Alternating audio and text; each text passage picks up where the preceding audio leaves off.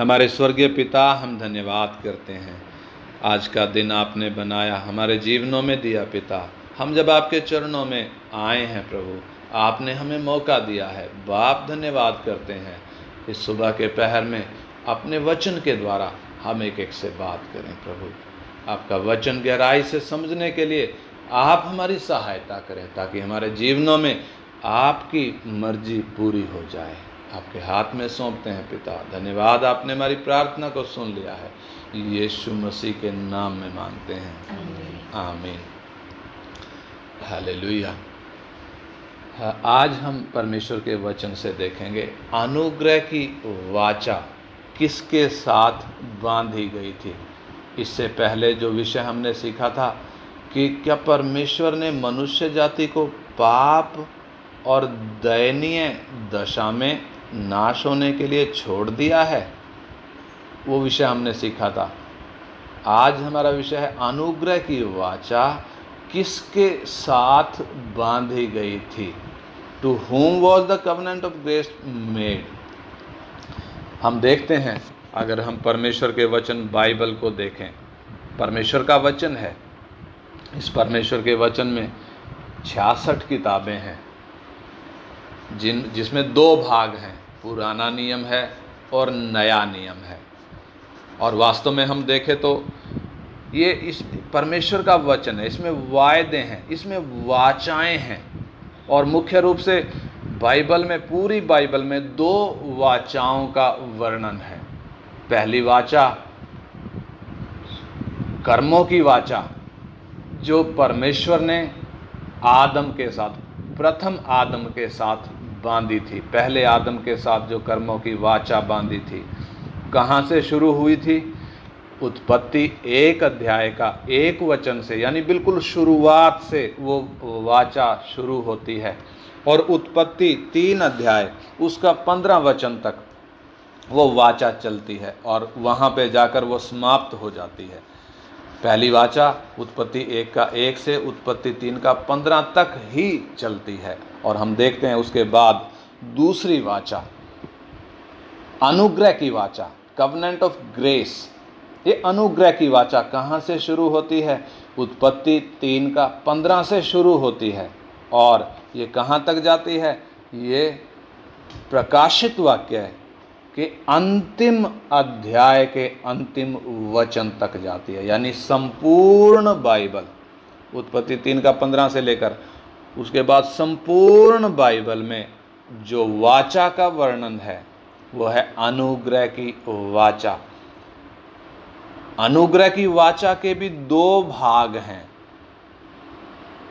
एक तो क्रूस से पहले अनुग्रह की वाचा, दूसरा क्रूस के बाद अनुग्रह की वाचा। यानी अनुग्रह के 2 हिस्से हैं, क्रूस के पहले और क्रूस के बाद। परमेश्वर ने कर्मों की वाचा पहले आदम के साथ अदन की वाटिका में बांधी थी। लेकिन इधर आज का हमारा विषय, अनुग्रह की वाचा किसके साथ बांधी गई थी? ये अनुग्रह की वाचा अंतिम आदम के साथ बांधी गई थी। पहली वाचा जो कर्मों की थी, पहले आदम के साथ बांधी गई थी। दूसरी वाचा जो अनुग्रह की वाचा है, ये अंतिम आदम के साथ, यानी प्रभु यीशु मसीह के साथ ये बांधी गई थी। और ये वाचा हर एक उस व्यक्ति पर भी लागू होती है जो उस यीशु मसीह में है। उस अंतिम आदम में जो भी हैं उन सब पर ये वाचा लागू होती है। लेकिन ये बांधी किसके साथ गई थी? ये अंतिम आदम यानी मनुष्य यीशु मसीह के साथ बांधी गई थी। मनुष्य यीशु मसीह हम क्यों कहते हैं? क्योंकि यीशु मसीह जब इस धरती पर आए, वो संपूर्ण परमेश्वर भी हैं और संपूर्ण मनुष्य भी हैं। पूरा ईश्वरत्व भी है, पूरा मनुष्यत्व भी है। तो अनुग्रह की वाचा जो बांधी गई वो मनुष्य यीशु मसीह के साथ बांधी गई, परमेश्वर यीशु मसीह के साथ नहीं। ईश्वरत्व के साथ नहीं बल्कि उसके मनुष्यत्व के साथ, मनुष्य यीशु मसीह के साथ वो वाचा बांधी गई थी। इस वाचा का जो चिन्ह है वो प्रभु भोज है, प्रभु भोज। और हम वचन में पढ़कर देखें गलातियों की पत्री 3 अध्याय उसका 16 वचन हम पढ़ें। गलातियों की पत्री 3 अध्याय उसका 16 वचन हम पढ़ें। परमेश्वर का वचन क्या कहता है, उधर लिखा है, अतः प्रतिज्ञाएं अब्राहम को और उसके वंश को दी गई, वह यह नहीं कहता वंशों को, जैसे बहुतों के विषय में कहा, पर जैसे एक के विषय में कि तेरे वंश को, और वह मसीह है। हाँ, इधर जो वचन लिखा मैं एक बार फिर उसको पढ़ता हूँ। प्रतिज्ञाएं अब्राहम को और उसके वंश को दी गई, अब्राहम को और उसके वंश को दी गई। यहां ये नहीं लिखा कि वंशों को दी गई, अब्राहम को और उसके वंशों को दी गई करके नहीं लिखा है, अब्राहम को और उसके वंश को दी गई ऐसा स्पष्ट लिखा है, वंशों को नहीं। बहुतों के विषय में वंशों शब्द बहुतों के विषय में आता है, एक के विषय में नहीं आता है।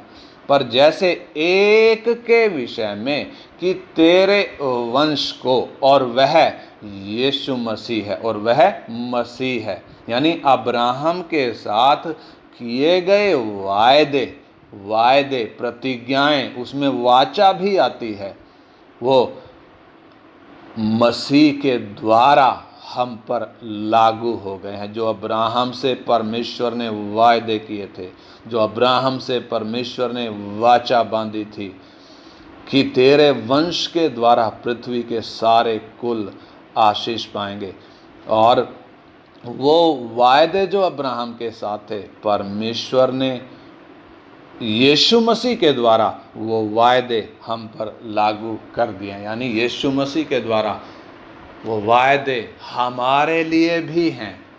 परमेश्वर का वचन कहता है, आइए हम परमेश्वर के वचन में पढ़ें। हम पढ़ेंगे रोमियो की पत्री 5 अध्याय उसका 15 से 21 वचन। रोमियो की पत्री 5 अध्याय उसका 15 से 21 वचन तक हम पढ़ेंगे। पर जैसी अपराध की दशा है वैसी अनुग्रह के वरदान की नहीं, क्योंकि जब एक मनुष्य के अपराध से बहुत लोग मरे, तो परमेश्वर का अनुग्रह और उसका जो दान एक मनुष्य के अर्थात यीशु मसीह के अनुग्रह से हुआ, बहुत से लोगों पर अवश्य ही अधिकाई से हुआ। हाँ, इसका मतलब यानी एक मनुष्य अर्थात आदम का पाप, ध्यान रखना, एक मनुष्य यानी पहले आदम का पाप बहुतों के लिए मृत्यु लेकर आया। क्या लेकर आया? बहुतों के लिए मृत्यु लेकर आया। यानी जो लिखा है ना, क्योंकि जब एक मनुष्य के अपराध से बहुत लोग मरे, यानी एक आदम का पाप बहुतों के लिए मृत्यु लेकर आया। मृत्यु आ गई एक आदम के पाप के कारण।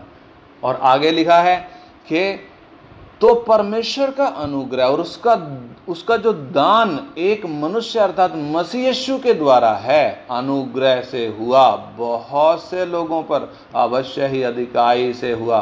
यानी जब एक मनुष्य का पाप बहुतों के लिए मृत्यु लाया, तो परमेश्वर के अनुग्रह का दान, क्या चीज?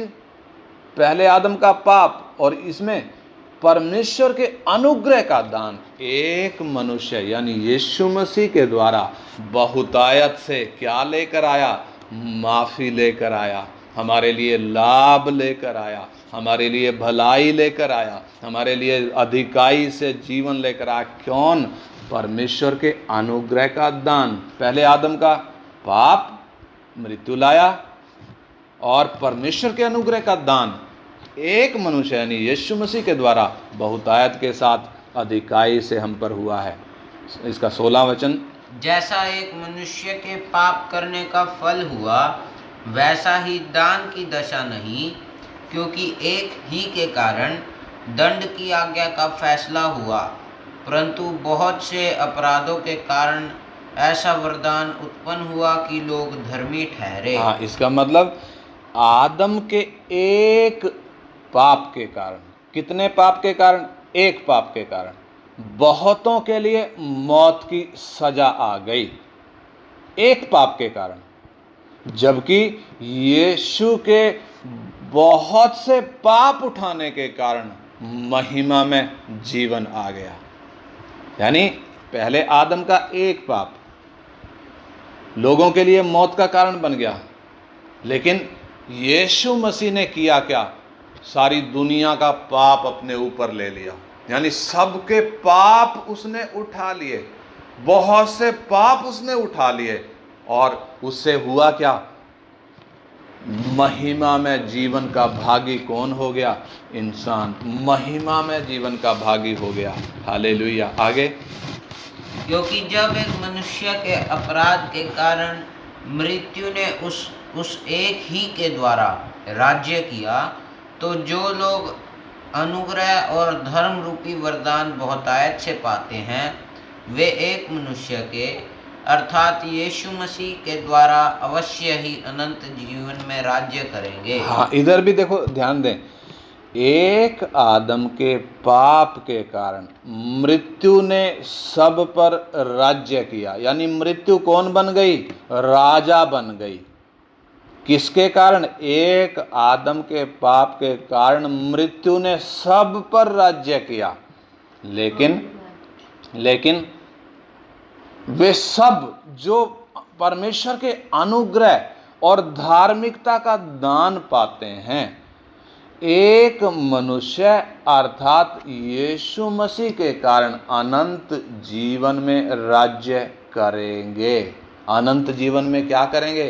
राज्य करेंगे। कौन राज्य करेंगे?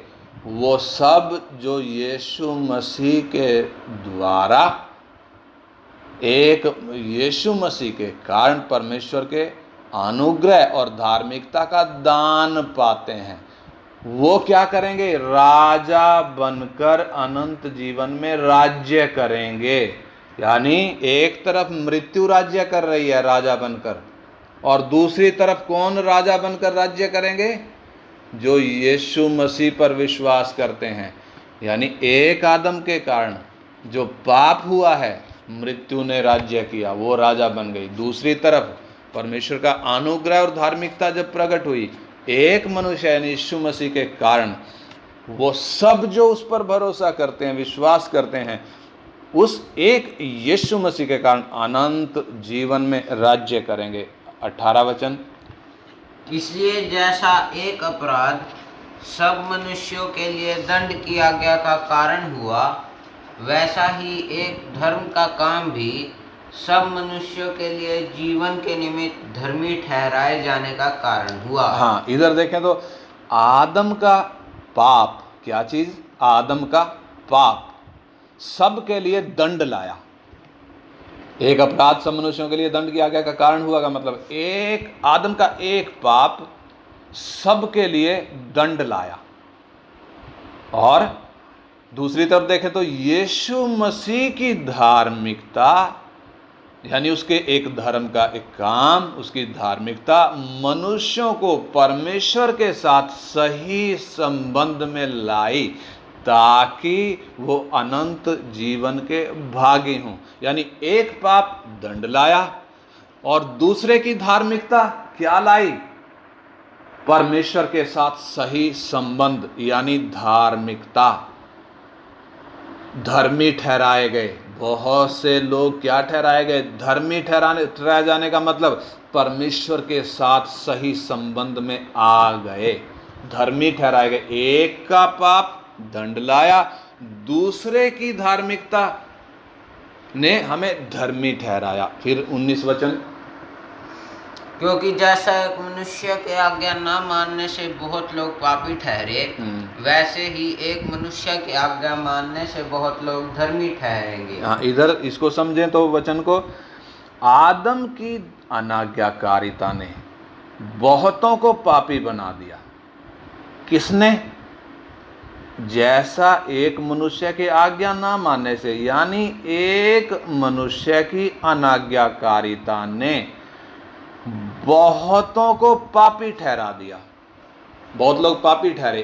किसने? एक मनुष्य की अनाज्ञाकारिता ने। दूसरी तरफ यीशु को देखें तो अंतिम आदम को, उधर लिखा एक, वैसे ही एक मनुष्य के आज्ञा मानने से बहुत लोग धर्मी ठहरेंगे। यानी जब एक पहले आदम की अनाज्ञाकारिता ने बहुतों को पापी ठहराया, तो दूसरे यानी अंतिम आदम की आज्ञाकारिता ने, किस चीज ने? आज्ञाकारिता ने बहुतों को परमेश्वर के ग्रहण योग्य बना दिया। बहुतों को परमेश्वर के ग्रहण योग्य बना दिया। यानी पहले आदम की अनाज्ञाकारिता, अंतिम आदम की आज्ञाकारिता।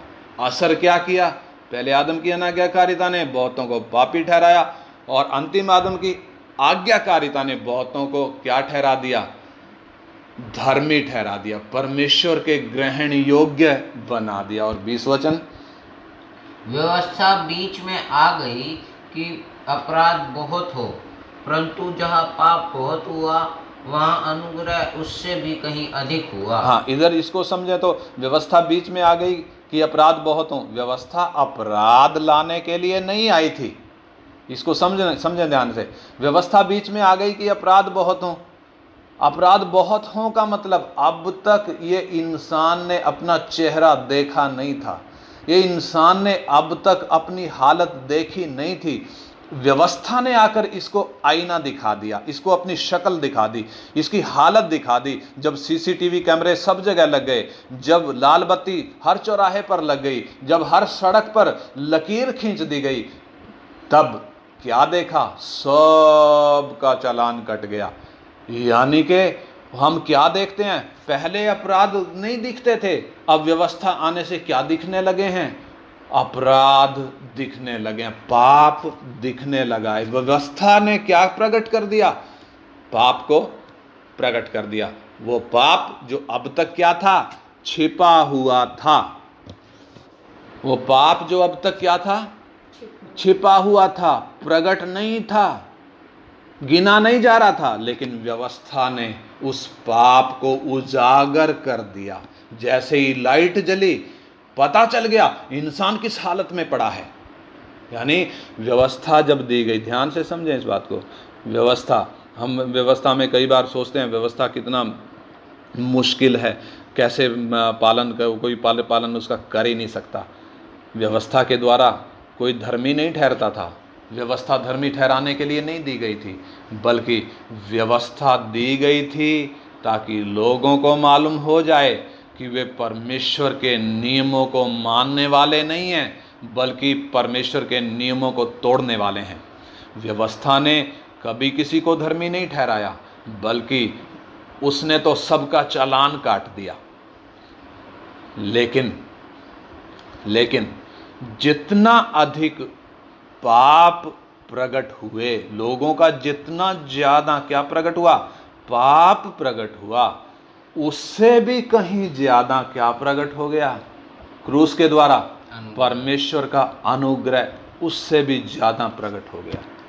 हालेलुया, समझ में आई बात? व्यवस्था के द्वारा इंसान के पाप प्रकट हो गए, और क्रूस के द्वारा उससे भी ज्यादा परमेश्वर का अनुग्रह प्रकट हो गया। उसका 21 वचन पढ़ें। कि जैसे पाप ने मृत्यु फैलाते हुए राज्य किया, वैसा ही हमारे प्रभु यीशु मसीह के द्वारा अनुग्रह भी अनंत जीवन के लिए धर्मी ठहराते हुए राज्य करे। हाँ, इसको भी समझे। जैसा पाप ने मृत्यु फैलाते हुए राज्य किया, वैसा ही हमारे प्रभु यीशु मसीह के द्वारा अनुग्रह भी अनंत जीवन के लिए धर्मी ठहराते हुए राज्य करे। यानी 15, 16, 17, 18, 19, 20, 21 वचन हमने पढ़ा है। इसमें तुलना करी गई है। पहले आदम और अंतिम आदम के बीच तुलना करी गई है। पहले आदम ने जो किया, क्या परिणाम निकला? अंतिम आदम ने जो किया, क्या परिणाम निकला? उसकी हम तुलना करके देख रहे हैं। 21 में क्या है? पहले सब पर पाप ने राज्य किया, मृत्यु फैलाते हुए क्या किया? राज्य किया। यानी पहले सब पर पाप ने राज्य किया और उन्हें कहां तक लेकर आ गया? मृत्यु तक लेकर आ गया। परंतु अब यीशु मसीह के मामले में देखें तो अंतिम आदम ने करा क्या? उस एक यीशु मसीह के द्वारा परमेश्वर के अनुग्रह के राज्य करने के कारण, किसके राज्य करने के कारण? अनुग्रह के राज्य करने के कारण। पहले पाप के राज्य करने के कारण, अब अनुग्रह के राज्य करने के कारण हम क्या ठहरे? धर्मी। पाप के राज्य करने के कारण क्या हुआ था? मौत। अभी अनुग्रह के राज्य करने के कारण क्या हो गया? हम धर्मी ठहरे और अनंत जीवन के भागी हो सके। इन वचनों से 15 से 21 हमें क्या समझ में आता है?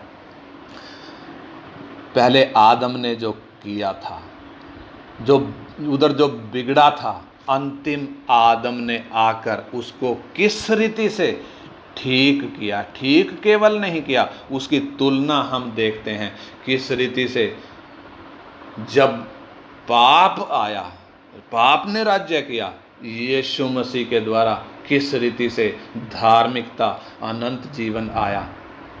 परमेश्वर के अनुग्रह का दान, इधर जो हमने पढ़ा, परमेश्वर के अनुग्रह का दान वो क्या है? अनुग्रह का दान क्या है? हम देखें तो अनुग्रह का दान है चरनी में लेटा हुआ बालक। वो कौन? यानी मनुष्य यीशु मसीह। वो परमेश्वर के अनुग्रह का दान है। हालेलुया। जिसने व्यवस्था की हर डिमांड को अपने जीवन में पूरा किया। व्यवस्था की हर एक डिमांड को, यानी गर्भ में आने से लेकर और जब वो क्रूस पर लटक रहा है, व्यवस्था का जो भी नियम, जो भी मांग कर रहा था, हर मांग उसने पूरी करी। हर एक मांग को उसने पूरा किया। अपने 33.5 साल के जीवन में उसने व्यवस्था की हर एक मांग को पूरा किया और क्रूस पर न्यायी परमेश्वर के न्याय को संतुष्ट किया। क्रूस पर जब वो लटका है, दुनिया का पाप उठाकर लटका है, परमेश्वर का भारी क्रोध उस पर पड़ गया, यानी परमेश्वर का न्याय पूरा हो गया। परमेश्वर के न्याय को उसने संतुष्ट किया। अब और दंड पड़ने की जरूरत नहीं है। जितना दंड पड़ना था पड़ चुका। परमेश्वर की धार्मिकता को उसने पूरा किया, जिसके कारण हम परमेश्वर के भयानक दंड से बच गए। यानी जो न्याय हम पर पड़ना था उसके ऊपर पड़ गया। अब जब उसके ऊपर पड़ा तो वो पूरा पड़ गया। अब कसर बाकी नहीं रह गई, भाई आधा उस पर पड़ जाए आधा हम पर, ना, अब कोई कसर बची नहीं। परमेश्वर का न्याय संतुष्ट हो चुका है। अब जो यीशु पर विश्वास करते हैं उन पर दंड की आज्ञा नहीं, भयानक दंड से वो बच गए। यीशु पर विश्वास करने के कारण परमेश्वर ने हमें पाप की गुलामी से छुड़ाकर, ध्यान दें, पाप की गुलामी से छुड़ाकर, और वो पाप जो हमने होश संभालने से लेकर अब तक किए थे, उन सब पापों से माफ़ी देकर हमें क्या ठहरा दिया? धर्मी ठहरा दिया। और दान में क्या दे दिया? उद्धार दे दिया। दान में उद्धार दे दिया। धर्मी भी ठहरा दिया और उद्धार भी दान में दे दिया। कैसे करके? यीशु मसीह के द्वारा हमारे पाप की गुलामी से हमें छुड़ाया। कौन सा पाप? जो आदम के बीज के कारण हम में था। और दूसरा जो पाप हमने जानबूझकर होश संभालने से लेकर जो पाप हमने किए थे, दो थे। पाप की गुलामी, वो पाप जो जन्म से हमारे अंदर था। दूसरा वो जो काम, गलत काम, परमेश्वर के विरोध में जो काम हमने किए थे, उनसे माफ़ी देकर परमेश्वर ने हमें ना केवल धर्मी ठहराया, बल्कि उपहार में, दान में उसने हमें उद्धार भी दे दिया।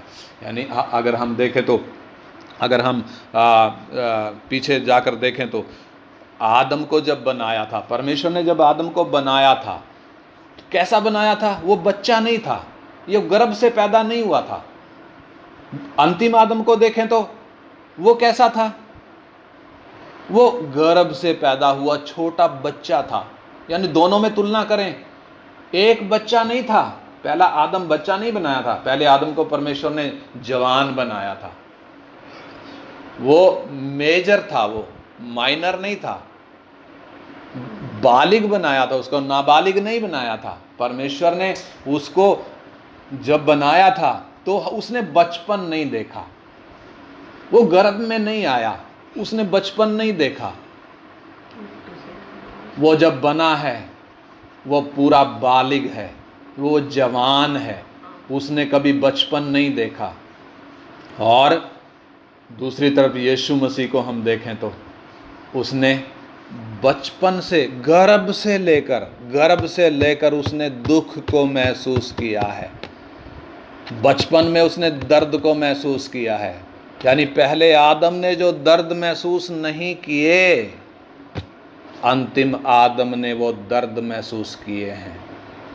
और यीशु मसीह के विषय यानी अंतिम आदम के विषय उसकी हालत को हम देखें तो वो जब गर्भ से आया, वो पहले छोटा बालक था, दूध पीवा बच्चा था, फिर थोड़ा और बड़ा होकर वो शिशु बना, फिर और थोड़ा बड़ा होकर वो किशोर बना, फिर और थोड़ा बड़ा होकर वो जवान हुआ, और फिर जब 33.5 साल की उम्र में उसने क्रूस पर प्राण दिया, कीमत दी। यानी कि बचपन से लेकर क्रूस पर प्राण देने तक उसने दुख उठाकर आज्ञा माननी सीखी। पहले आदम से आप तुलना करें अंतिम आदम की। अंतिम आदम के मामले में हम देखें, जन्म से लेकर दुख उठाकर आज्ञा माननी सीखी। परमेश्वर का वचन साफ कहता है, जिसके कारण हमें क्या मिला? धार्मिकता का उपहार मिला। यह मुफ्त में नहीं मिला है, हमें इसकी कीमत समझ में आनी चाहिए। अनुग्रह की वाचा जो हमसे बांधी गई है, उसकी कीमत हमें समझ में आनी चाहिए। जो प्रभु भोज में हम हिस्सा लेते हैं, उसकी गंभीरता हमें समझ में आनी चाहिए। हम धर्मी ठहराए किस कीमत पर गए, हमें उद्धार किस कीमत पर मिला है, हम परमेश्वर को अपना पिता किस कीमत पर कह पाए हैं, हम यीशु को अपना प्रभु और उद्धारकर्ता किस कीमत पर कह पाए हैं। आप जरा सोच कर देखें, बचपन से, गर्भ से पैदा हुआ अंतिम आदम, तब से वो दर्द महसूस किया है, शरीर टूटा हुआ है, बूढ़ा होने की तरफ गया है शरीर। पहले आदम का शरीर ऐसा नहीं था, क्योंकि पाप उसमें नहीं था, उसको वो दर्द नहीं थे। उसको वो दर्द कब शुरू हुए? जब वो पाप में गिरा, तब दर्द शुरू हुए। लेकिन अंतिम आदम को देखे तो जन्म से लेकर उसने, बचपन से लेकर उसने दुख उठाकर पूरे तरीके से आज्ञाकारिता सीखी। पहले ने आज्ञाकारिता को तोड़ दिया, अनाज्ञाकारिता किया। उस वक्त किया जब उसको कोई दर्द नहीं थे, तब अनाज्ञाकारिता करी। लेकिन अंतिम आदम ने क्या? दुख उठाकर पूरे तरीके से वो आज्ञाकारी बना। व्यवस्था का एक नियम भी ऐसा नहीं था जिसका उसने उल्लंघन किया हो। एक नियम भी ऐसा नहीं था। 613 नियम थे, एक नियम भी ऐसा नहीं था जिसका उसने उल्लंघन किया हो। जब उसने क्रूस पर अपना प्राण दिया, उसने कीमत, पूरी की पूरी कीमत दे दी, और उसके द्वारा हमें उद्धार मिला, हम धर्मी ठहराए गए। यूहन्ना बपतिस्मा दाता को हम देखें, व्यवस्था का प्रतीक है। यूहन्ना बपतिस्मा दाता जब बपतिस्मा देने के लिए आया, जिसका नाम ही बपतिस्मा दाता है, जब वो बपतिस्मा देने के लिए खड़ा है, यीशु मसीह जब उसके सामने आया, हम परमेश्वर के वचन में वो पढ़ सकते हैं। यीशु मसीह जब यूहन्ना के सामने खड़ा है, यूहन्ना बपतिस्मा दाता क्या कह रहा है? हाथ जोड़कर खड़ा है। क्या कहता है? मुझे तेरे हाथ से बपतिस्मा लेने की जरूरत है, और तू मेरे पास आया कि बपतिस्मा दूं। यानी व्यवस्था को दिखाता है। यूहन्ना किसको दिखा रहा है? व्यवस्था को दिखा रहा है। व्यवस्था यीशु मसीह के सामने हाथ जोड़कर खड़ी है कि तुझे बपतिस्मा लेने की जरूरत, समझना इस बात को ध्यान से, कि तुझे बपतिस्मा लेने की जरूरत है ही नहीं। बपतिस्मा लेने की किसको जरूरत है? जिसने व्यवस्था तोड़ी। जिसने व्यवस्था के नियमों का उल्लंघन किया, जो पापी है, उनको यूहन्ना बपतिस्मा दे रहा है। लोग पाप से मन फिराकर बपतिस्मा ले रहे हैं, और जब यीशु बपतिस्मा लेने आया, यूहन्ना हाथ जोड़कर खड़ा है, कहता है कि तुझ में कोई दोष है ही नहीं। यानी यूहन्ना बपतिस्मा देने वाला नहीं जोड़कर खड़ा है, बल्कि वो व्यवस्था का प्रतीक होने के कारण व्यवस्था यीशु को क्या बोल रही है कि तुझ में कोई दोष, कोई कलंक या कोई गलती है ही नहीं, इसलिए तुझे मरने की कोई ज़रूरत नहीं है, इसलिए तुझे बपतिस्मा लेने की कोई ज़रूरत नहीं है। तू तो वो है जिसकी जूती का बंध मैं खोलने के योग्य नहीं हूँ। ये यूहन्ना नहीं बोल रहा है। कौन बोल रहा है? व्यवस्था बोल रही है। किससे बोल रही है? यीशु मसीह से बोल रही है। किसके द्वारा? यूहन्ना बपतिस्मा के द्वारा, कि तू तो वो है जिसकी जूती के बंध मैं खोलने के लायक नहीं। यीशु मसीह ने, जो बपतिस्मा से पहले बिल्कुल निर्दोष था, निष्कलंक था, अब बपतिस्मा जब ले लिया, अब वो किन की साइड में आ गया? पापी मनुष्य की साइड में आ गया। दोषी मनुष्य का स्थान उसने ले लिया।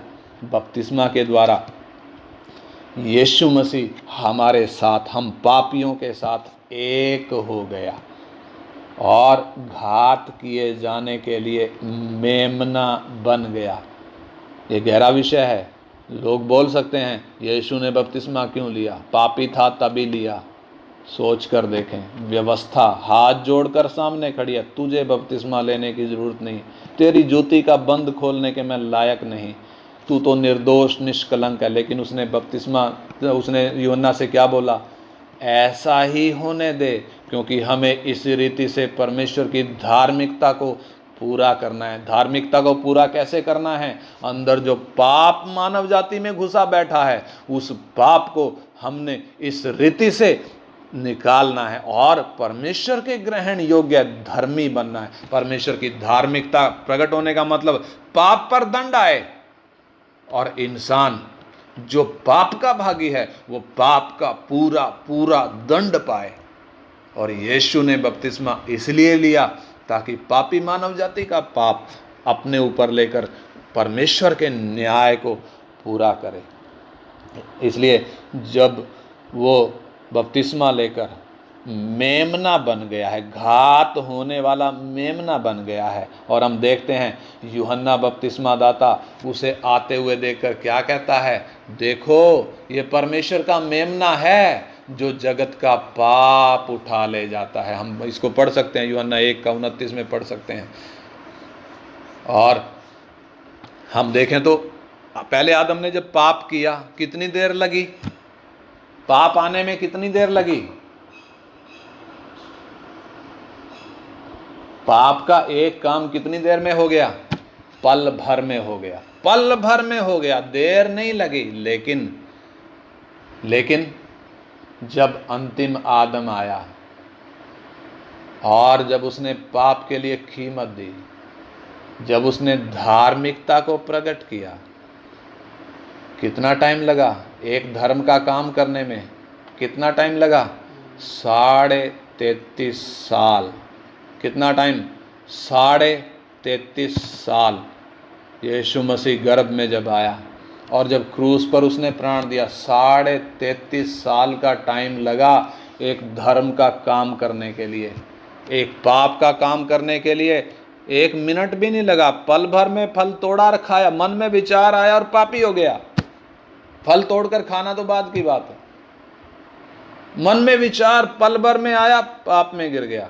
लेकिन धर्मी ठहराने के लिए एक धर्म का काम 33.5 साल लगे। व्यवस्था की हर मांग को पूरा किया, निर्दोष होते हुए भी पापी मनुष्य का स्थान लेकर घात होने के लिए मेमना बन गया और क्रूस पर बलिदान हो गया। आप सोच कर देखें यीशु मसीह का बलिदान, उसने किस रीति से हमें धर्मी ठहराया है, किस रीति से हम अनुग्रह की वाचा के भागी हुए हैं। यशाया 53 अध्याय 10 और 11 वचन हम पढ़ें। यशाया 53 अध्याय 10 और 11 वचन।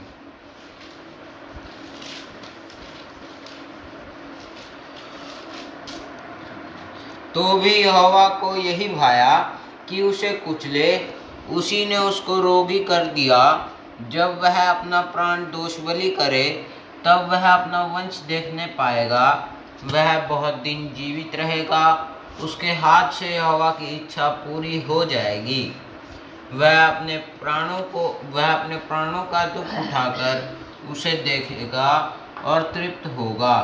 अपने ज्ञान के द्वारा मेरा धर्मी दास बहुतेरों को धर्मी ठहराएगा और उनके अधर्म के कामों का बोझ आप उठा लेगा। हाँ, इधर देखें तो मसीह यीशु ने क्रूस की उस भयंकर वेदना को क्यों सहन कर लिया?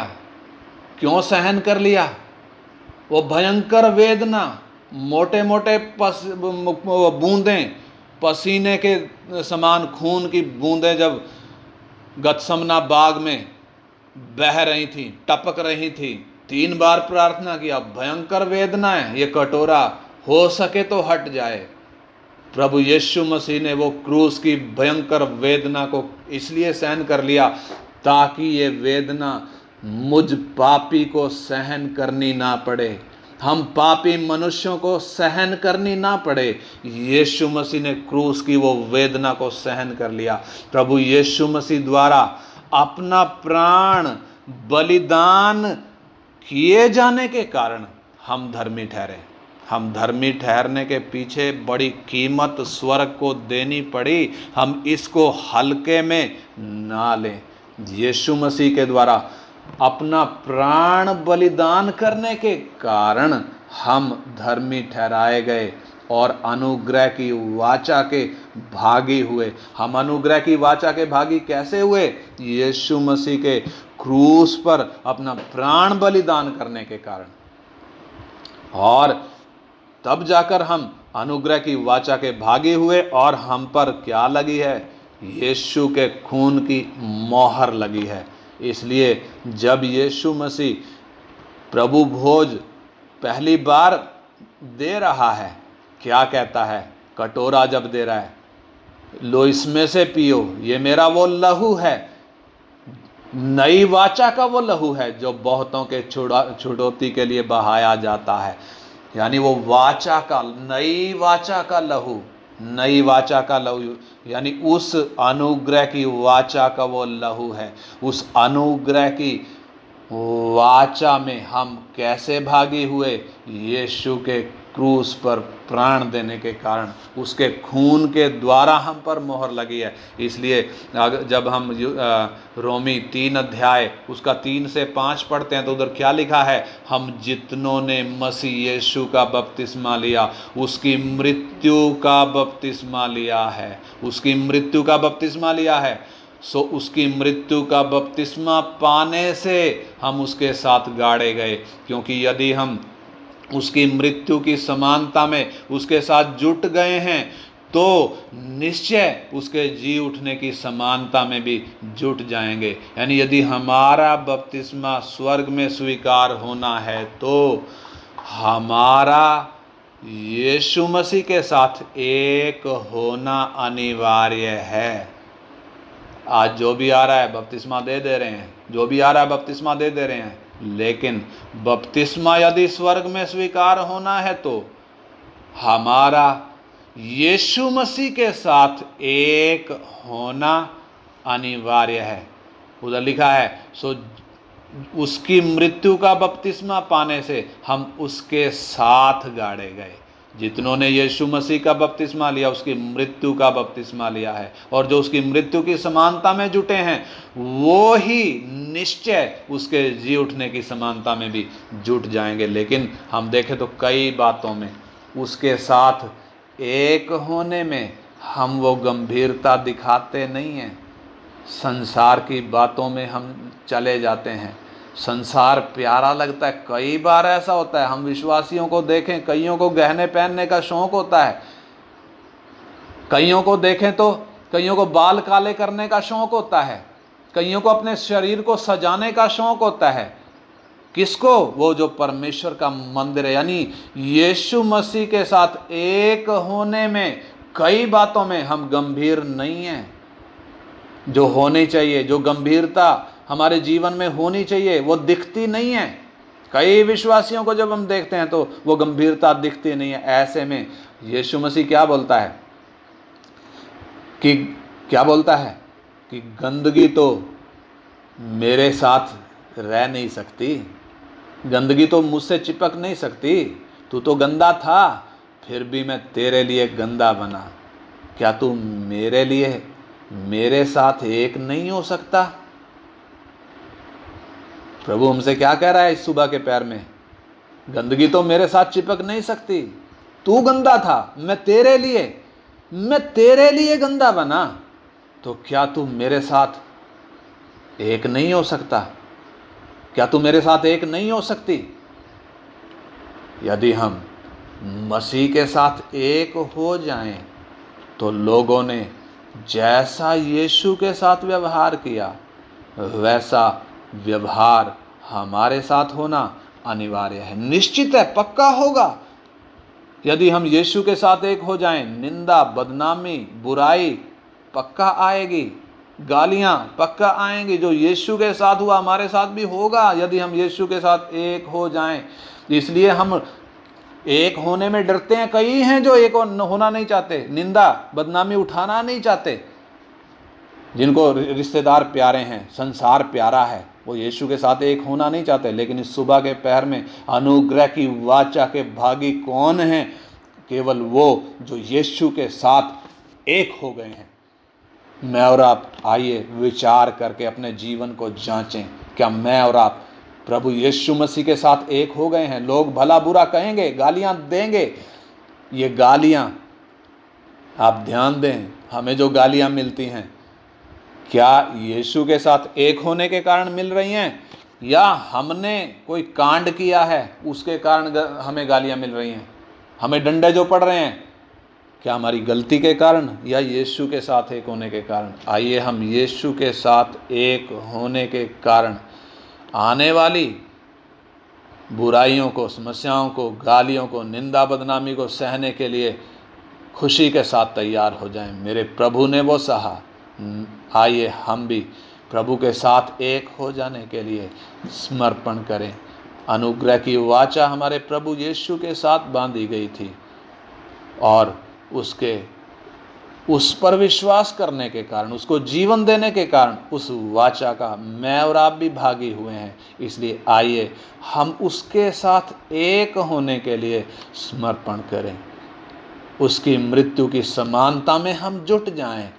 हम जितनों ने यीशु का बपतिस्मा लिया, उसकी मृत्यु का बपतिस्मा लिया है, हम उसके साथ गाड़े गए हैं। उसकी मृत्यु का बपतिस्मा पाने से हम उसके साथ गाड़े गए हैं। उसकी मृत्यु की समानता में हम उसके साथ जुट गए हैं, तो ही निश्चय हम उसके जी उठने की समानता में भी जी उठेंगे। हालेलुया। आइए हम प्रार्थना करें। हमारे स्वर्गीय पिता, हम धन्यवाद करते हैं, अनुग्रह की वाचा का विषय आपने समझने में हमारी सहायता करी। प्रथम आदम के द्वारा जो गलती आई, पाप आया, मृत्यु आई, अंतिम आदम ने किस रीति से भयंकर वेदना को सहन करते हुए अपने जन्म से लेकर क्रूस की मृत्यु तक दर्द उठाते हुए, दुख उठाते हुए, पूरा आज्ञाकारिता को स्थापित करके प्रभु अनुग्रह की वाचा को हम तक पहुंचाया है। अनुग्रह की वाचा के जब हम भागी हुए हैं, होने दे प्रभु इन दिनों में हमारे जीवनों में वो गंभीरता आए कि हम यीशु की मृत्यु की समानता में एक हो जाएं। अपने लिए ना जिएं, संसार को देखकर ना जिएं, रिश्तेदारों को खुश करने के लिए ना जिएं, बल्कि हम अपने प्रभु को खुश करने के लिए जिएं। हम अपने प्रभु की मृत्यु की समानता में एक हो जाएं प्रभु, ताकि हम उसके जी उठने की समानता में भी एक हो जाएं। बाप आप सहायता करें। आपके हाथ में हम अपने जीवन सौंपते हैं। इन दिनों में वो गंभीरता आने के लिए आप मदद करें। धन्यवाद करते आपने हमारी प्रार्थना को सुन लिया है पिता, यीशु मसीह के पवित्र नाम में मांगते हैं, आमीन।